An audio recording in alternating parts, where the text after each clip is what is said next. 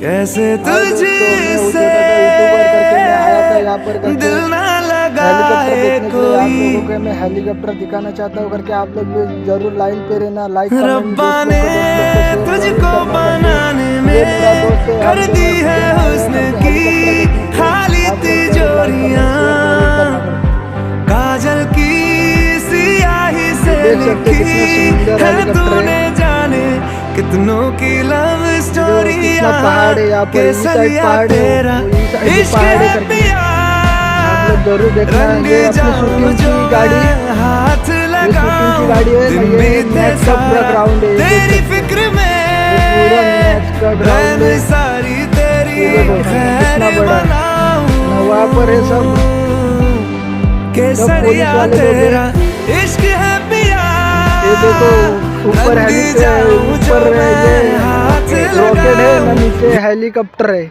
तो अभी 4 बजे के आसपास उड़ेगा ये हेलीकॉप्टर। तो हम आए 3 बज के चले गए करके। अभी कितना बजा है? 3 बज गया। हाँ 3 बजा है, मेरे को लगा 3 बज के गए। जरूर लाइन पे रहना, आप लोग को पूरा दिखाऊंगा उड़ते टाइम भी।